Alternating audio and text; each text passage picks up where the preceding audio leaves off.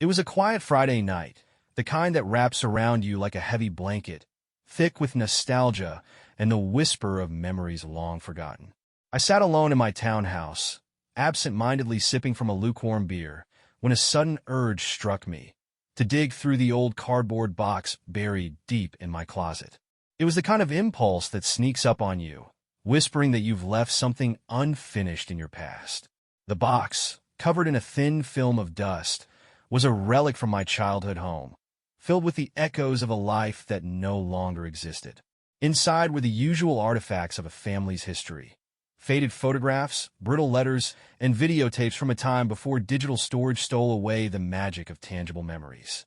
One tape, however, stood out, a VHS labeled in my father's familiar, deliberate handwriting.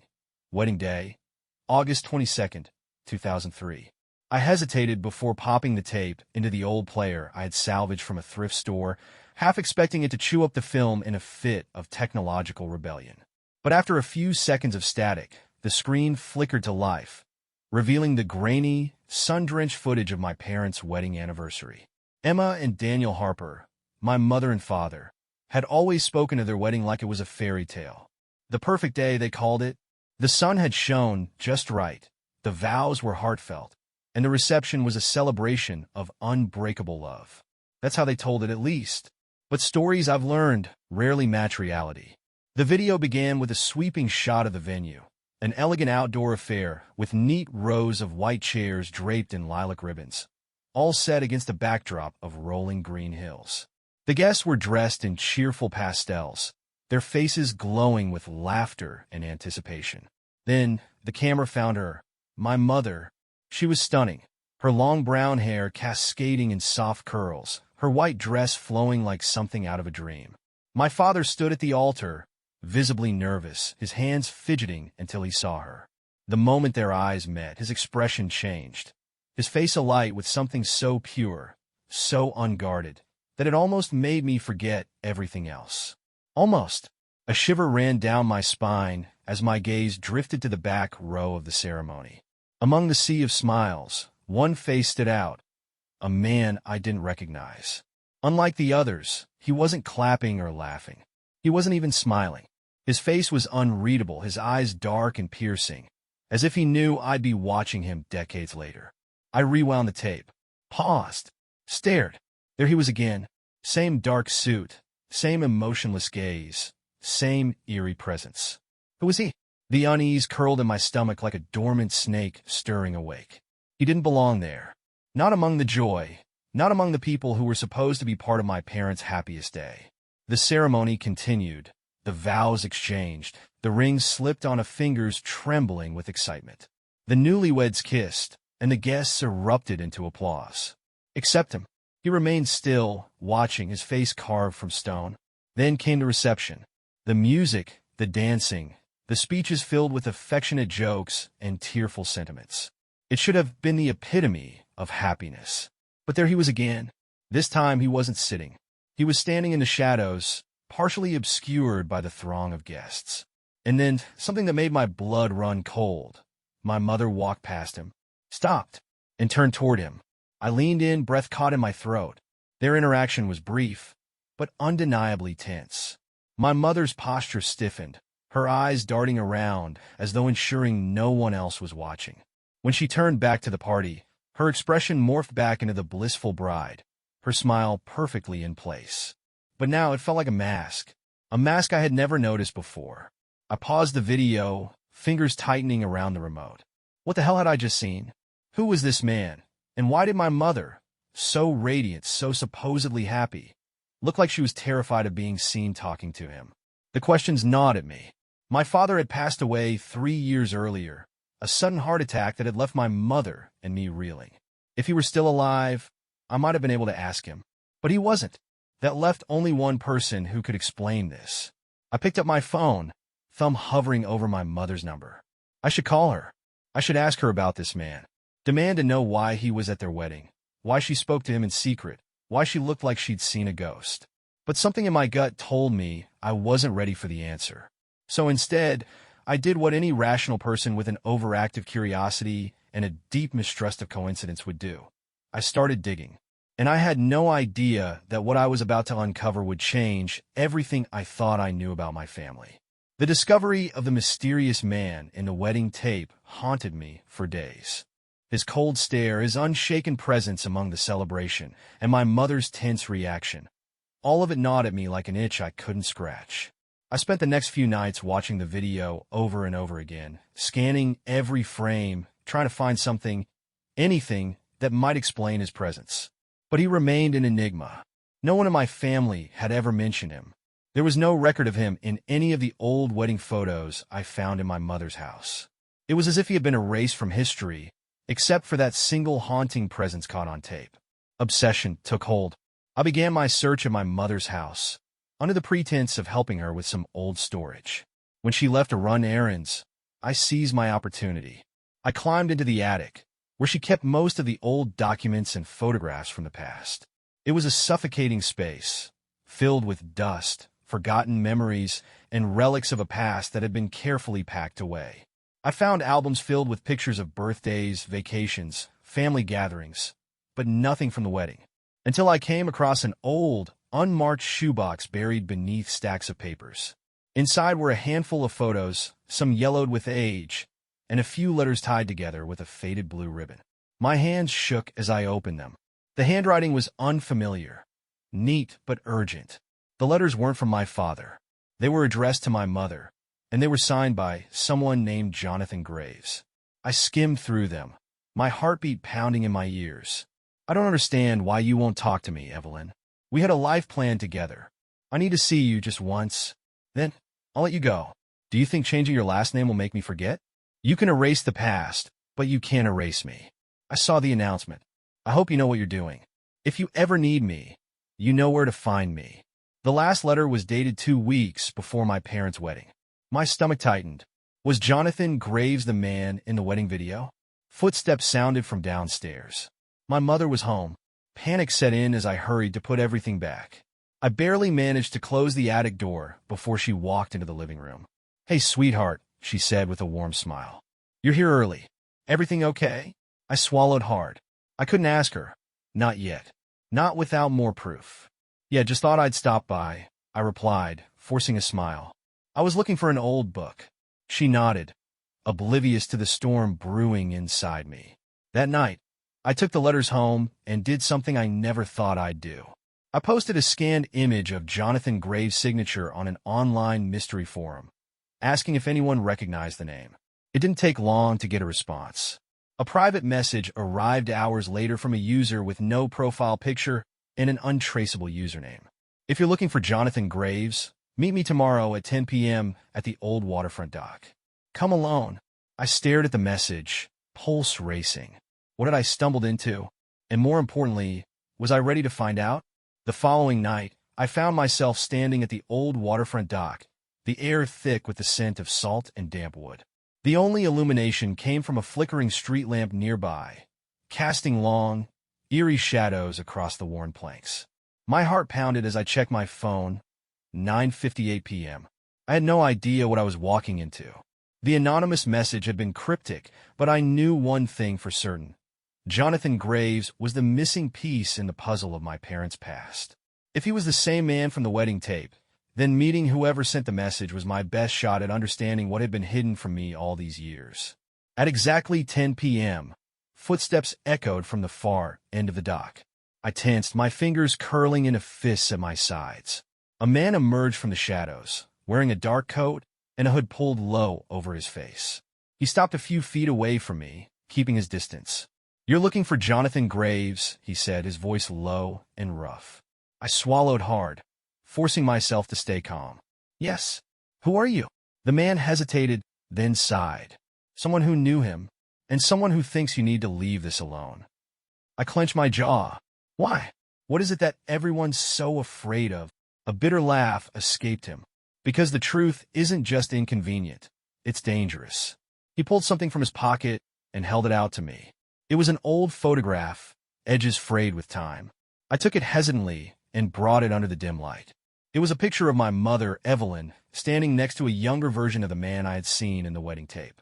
He was smiling, his arm draped around her shoulders.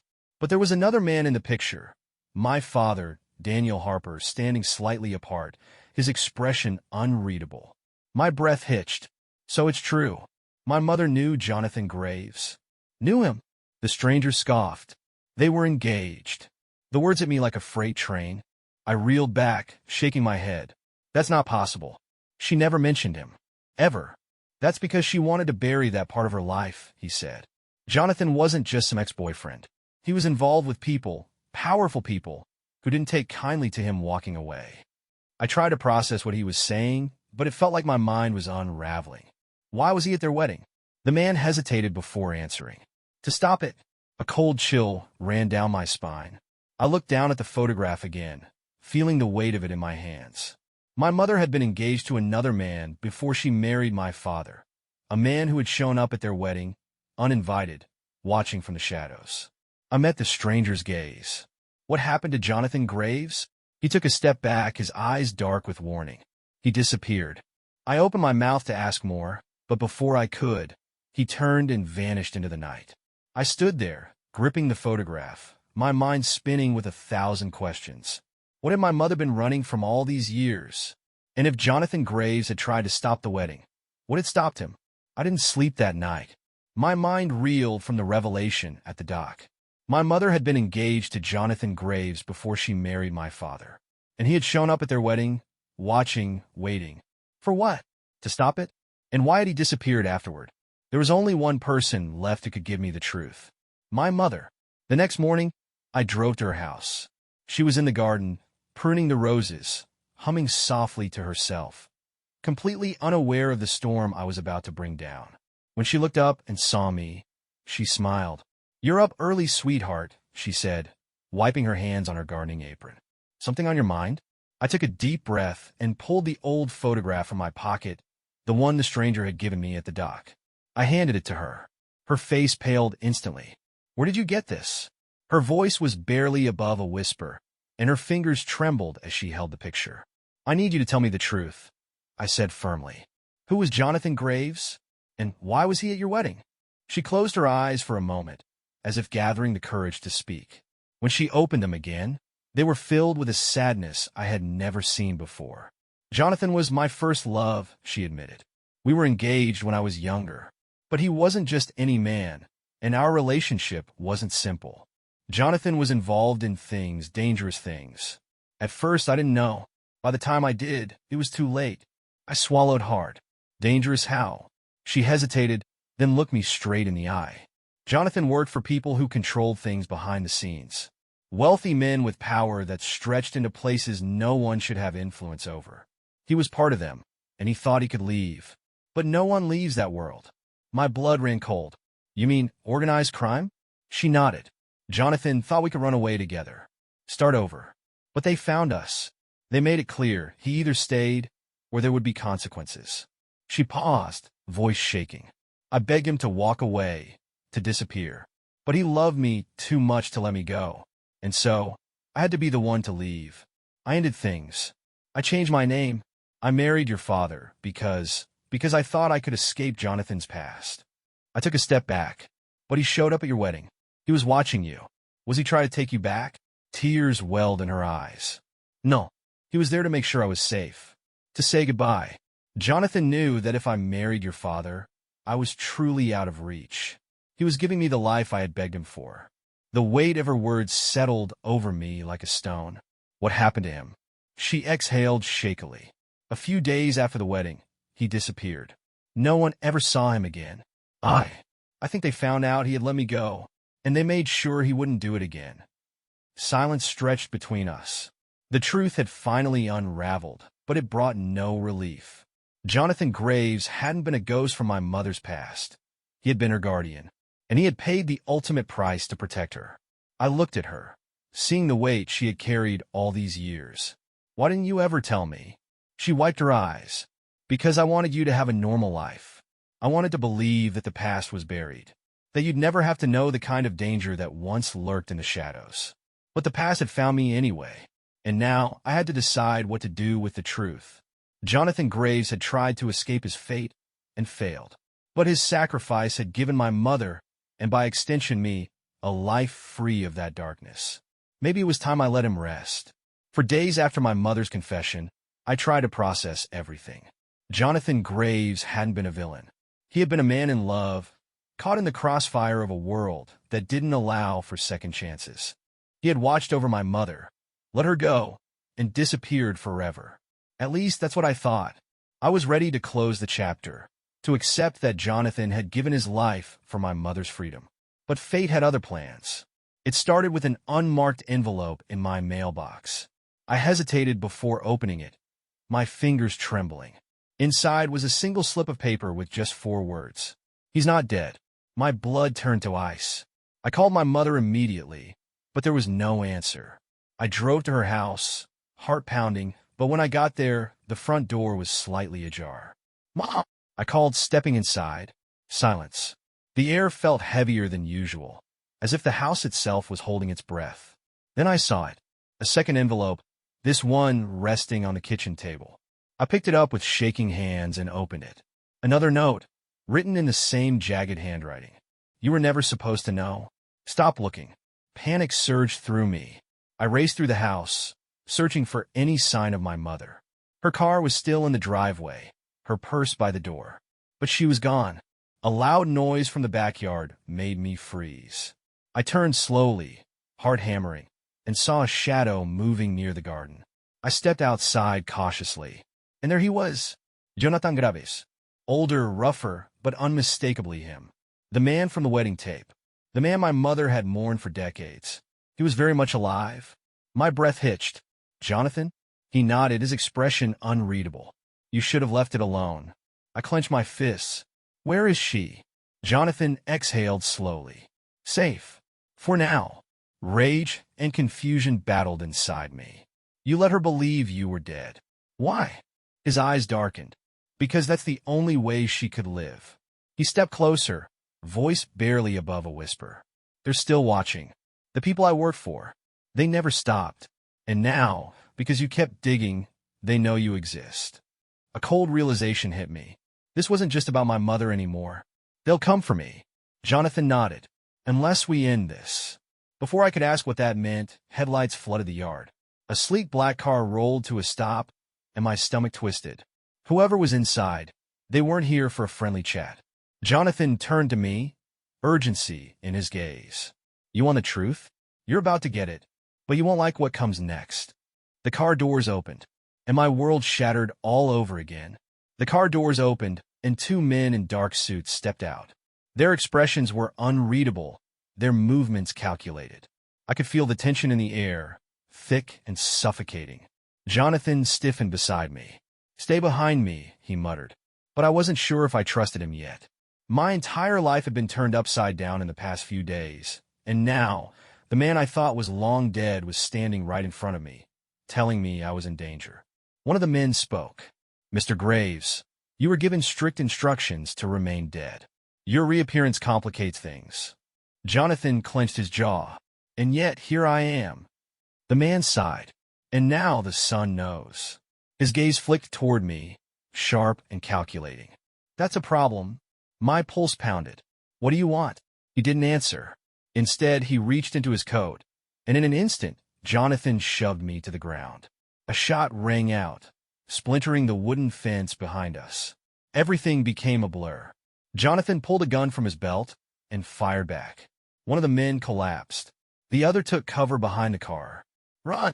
Jonathan barked. But I wasn't leaving without my mother. I scrambled to my feet and bolted toward the house. I had barely made it to the door when another shot rang out, and a searing pain tore through my shoulder. I stumbled forward, crashing into the entryway. Jonathan followed, slamming the door behind him. "We need to go now." I gritted my teeth through the pain. "Not without her." Jonathan hesitated, then nodded. "She's in the basement. Hurry." I didn't stop to question why. I sprinted down the stairs, throwing open the door to the small, dimly lit room. My mother sat in a chair, hands tied, a cloth gag over her mouth. Her eyes widened when she saw me. I rushed to untie her. "It's okay. I'm here." As soon as she was free, she pulled me into a trembling embrace. "We have to go now?" I nodded and helped her up the stairs. Jonathan was waiting at the door, gun raised. We need to get to the car. I have a safe house. We burst out into the night. The second man was still alive, gripping his bleeding arm, but he didn't chase us. He only watched as we disappeared into the shadows. We drove in silence for what felt like hours. My mother sat beside me in the back seat, gripping my hand as if she were afraid I'd disappear. Finally, I turned to Jonathan. No more secrets. Who were those men? Why they want you dead? Jonathan exhaled, eyes fixed on the road. I was a loose end. I knew things they didn't want me to know. When I let your mother go, they saw it as betrayal. I faked my death to protect her. And you. I glanced at my mother. She looked away, as if she had already known the answer. So what happens now? I asked. Jonathan's grip tightened on the wheel. Now, we disappear. I shook my head. No, I'm done running. I want my life back. Jonathan gave me a knowing look. Then you need to be ready for a fight. The car sped down the dark road, heading toward an uncertain future. But one thing was clear. This wasn't over. The past had come for us, and now it was time to fight back.